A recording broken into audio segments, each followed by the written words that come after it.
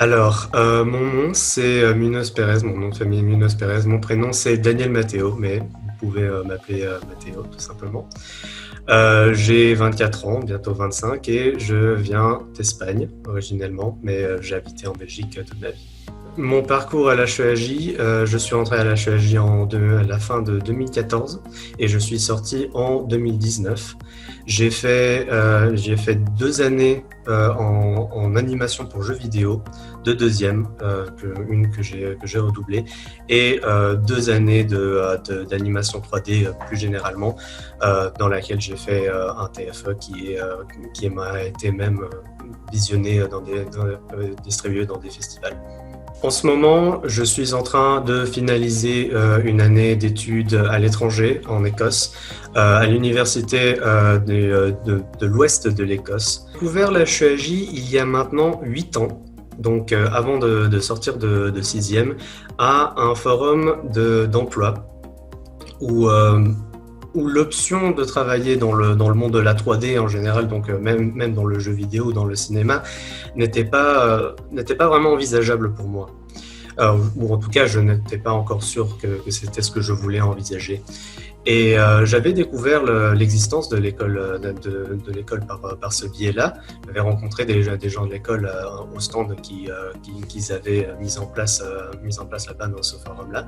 Et ça m'est un peu resté en tête, notamment à la fin de ma toute première année d'université où j'étais en train d'étudier sciences informatiques à l'ULB. Et vu que c'était pas quelque chose qui m'enchantait particulièrement et bon, j'étais pas très bon là-dedans, je me suis rappelé de l'existence de l'HEAJ et j'ai décidé de foncer.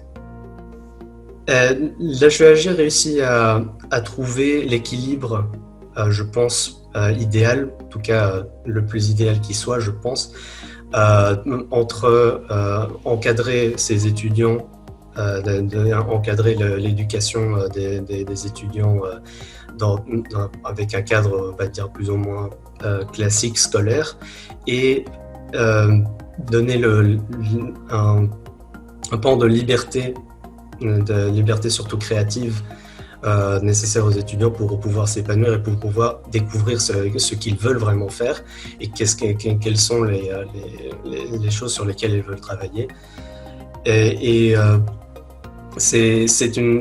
On va dire, c'est une autre école qui est assez spéciale dans le fait que beaucoup de son apprentissage n'est pas nécessairement placé dans des livres, n'est pas nécessairement placé dans des syllabus.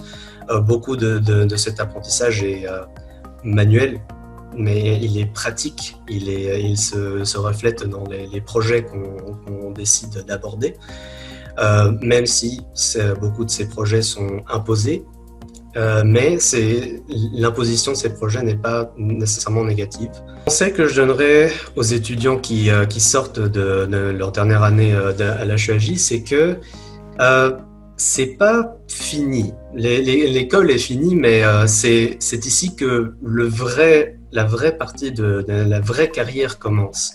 Et c'est ici qu'il va falloir donner beaucoup de soi pour continuer en fait le travail qu'on a commencé à faire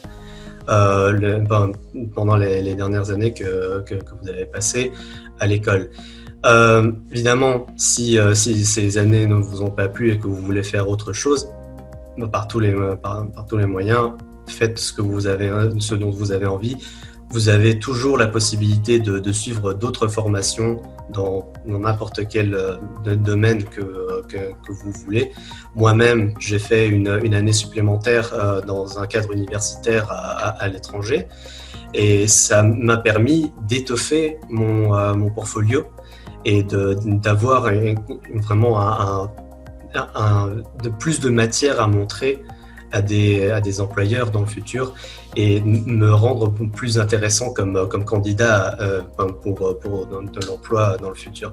Du coup, dès que vous sortez de l'école, pensez à ce que vous voulez faire, pensez à où vous voulez aller, ayez au moins une idée d'où vous voulez vous retrouver.